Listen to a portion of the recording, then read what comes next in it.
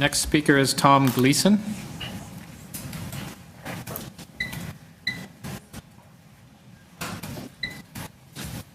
Thanks, Tom. You'll, of course, have 5 minutes and then any questions after that. Thanks. Good afternoon. I'd like to first thank the Budget Committee for the opportunity to speak today. My name is Tom Gleason. I am the Executive Director of the Toronto Youth Cabinet. The Toronto Youth Cabinet is the official youth advisory body of the City of Toronto. Since 1998, we've been advocating for a more equitable and youth-friendly city. And on behalf of the Youth Cabinet, I'm here today to comment on the staff report on the 2017 budget process and ask you to consider a number of issues. The first point I will speak to is the set of proposed budget reduction targets.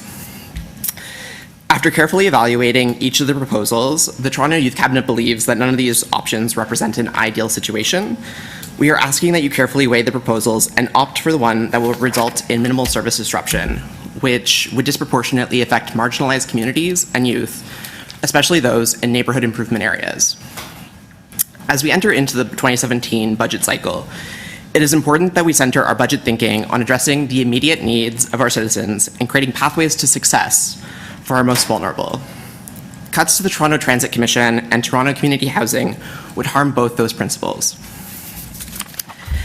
As you weigh the options, we ask that you not just consider the Toronto Transit Commission, the Toronto Police Service, and Toronto Community Housing, but also Toronto Employment and Social Services, Parks, Forestry and Recreation, Social Development, Finance and Administration, and many other divisions that provide vital services across the city.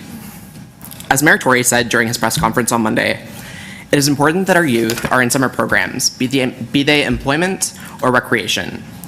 We do not believe that it is a coincidence that we are seeing a rise in violence across the city at a time when the cohort of youth who would have benefited from the Toronto Employment Program that was cut in the last term start to enter adulthood. We mention this because we believe it serves as an important reminder of the impact that the city has on the lives of its citizens and its youth. We recognize that you have many significant challenges before you this budget cycle.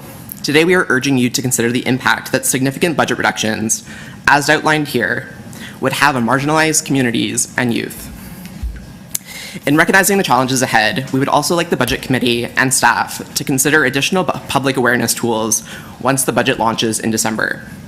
While we commend staff for their work assisting individual councillors in planning town halls, we believe that more standardized and accessible budget engagement is necessary for all citizens, and particularly youth, to learn about the work that is being done here at City Hall and at numerous municipal offices across the city. We would point to some of the great work being done around public consultations for transit TO, with information sessions being held across the city on a combination of weekdays and weekends with staff on hand to make presentations and answer questions.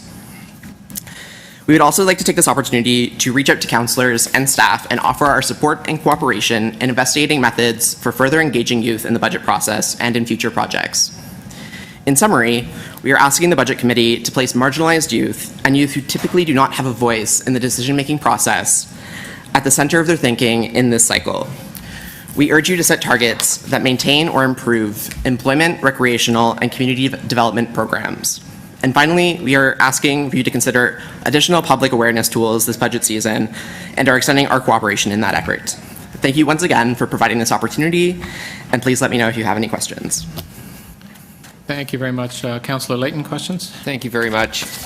My questions are current service levels. Do you think, for instance, that our current TTC service levels are meeting the needs of Toronto's youth? No. So we actually have a transit working group that is doing a public consultation and by online survey, and most of the results that we're seeing is that most youth experience daily frustration with transit. So they want more investment, not less investment. Yes. One way of balancing a transit budget is to charge more. Yes. Affordability in transit in Toronto for Toronto's youth. Yes. Where do you so based on the responses from our online survey, most youth think that TTC prices are too high and are concerned with potential eliminations of student pricing over the next year. So in reality, there'll probably be a little bit of both. So do you think it's fair for us to, or the right direction for council to go if we were to cut services and increase fares at the same time? No. So most youth do find it hard to afford transit, and it's that expensive transit prevents them from accessing jobs across the city.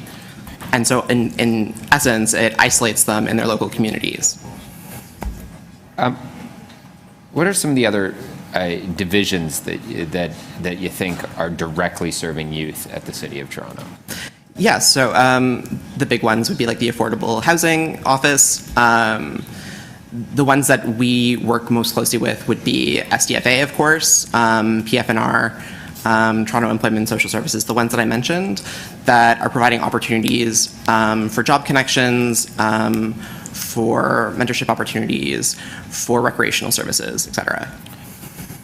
So let's take community development, for instance. It's never been identified in the past that there's an enormous amount of excess funding going to that department. It wasn't identified in the last term of council. A 3%, a 2.5% cut is likely going to take us away from the direction we've been going. Is this something that you think the Toronto Youth Cabinet would support? So we do not support any cuts that would impact services to youth. And recognizing that community development officers and youth outreach workers play a vital part in the development of our youth. Do you know that on an annual basis, it's not only cuts we're fighting to put in an inflationary increase to a lot of the grants that go out, because if we don't, then slowly over time, inflation makes the cut for us. Do you think that we should be, rather than going in the opposite direction and taking away inflation, actually adding it to? Yes, so the position of the Toronto Youth Cabinet is that services are not cut, and so when you freeze rates year over year, that's a de facto cut. So we do not support that. Great, thank you. Thank you, Councillor Carroll. I believe did you have questions? Yes. Yes. Thank you, Tom, for coming. You were asking about how we engage and what sort of tools we use to create awareness around this.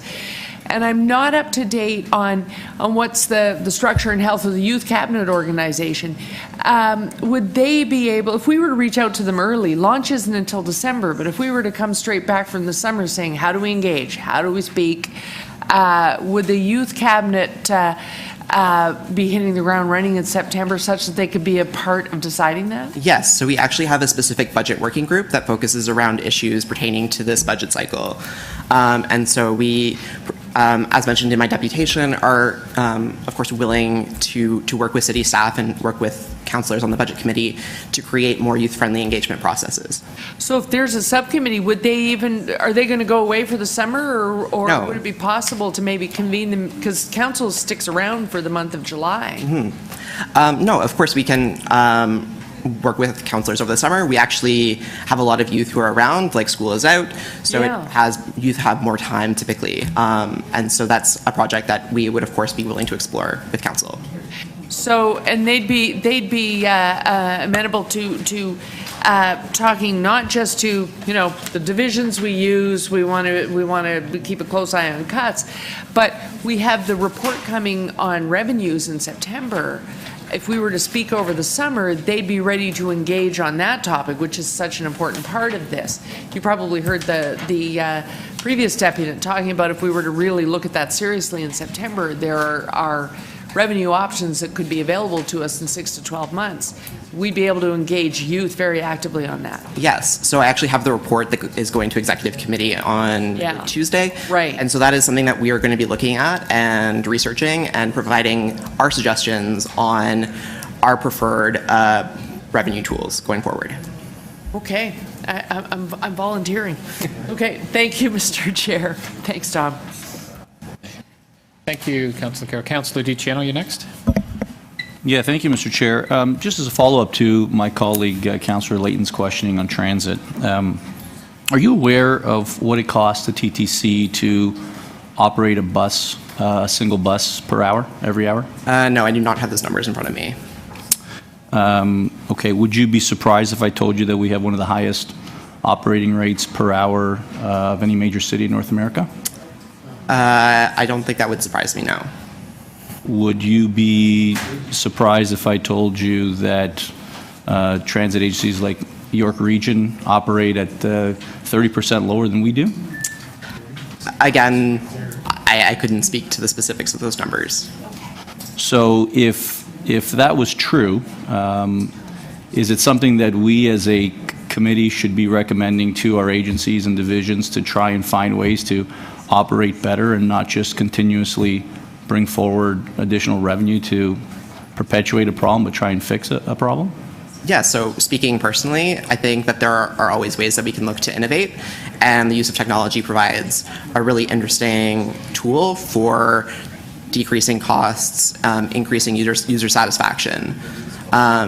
And I think transit is one of the areas where we can really take like a multi-sectoral approach to addressing some of the cost pressures that we're facing. Great. Thank you very much.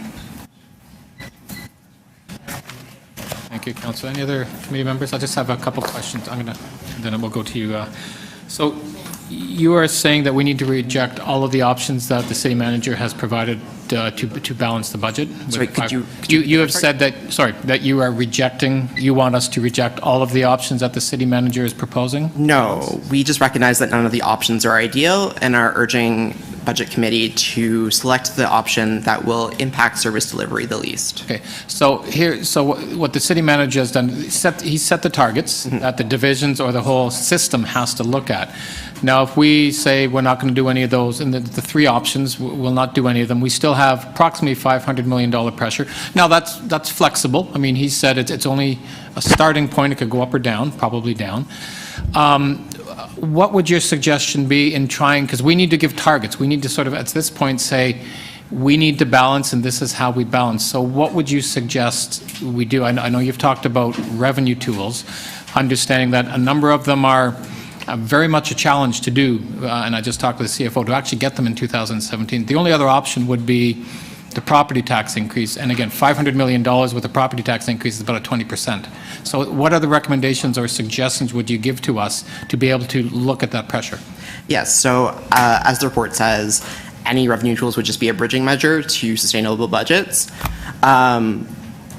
I don't have specific strategies on how we can face this. All I am asking, and all the Toronto Youth Cabinet is asking, is that while you make these really difficult decisions, and I don't envy the position that you're in, that you focus in on how they will impact marginalized communities. And perhaps that's something that you can do as you meet with divisions over the fall, is focus in on those specific, how those cuts will be in place. Okay, thank you. Councillor Perks. First, I want to apologize. I'm about to do to you what Councillor DiCiano did, but in a different direction. So, are you aware that there is no transit system in North America that moves more people with less public subsidy than the TTC? Yes, I'm aware. Oh, okay. Are you aware that York Region Transit receives a public subsidy of about 3 times as much per passenger as what the TTC gets from the City of Toronto? Well, you're telling me this now, so yes. Okay. Are you aware that it is actually not up to the TTC how much they pay their drivers, but it's a legislated because it's an essential service? It's a legislated amount through an arbitration? I am familiar with the legislation, yes. Okay, thank you. Thank you, Councillor Perks. Thank you very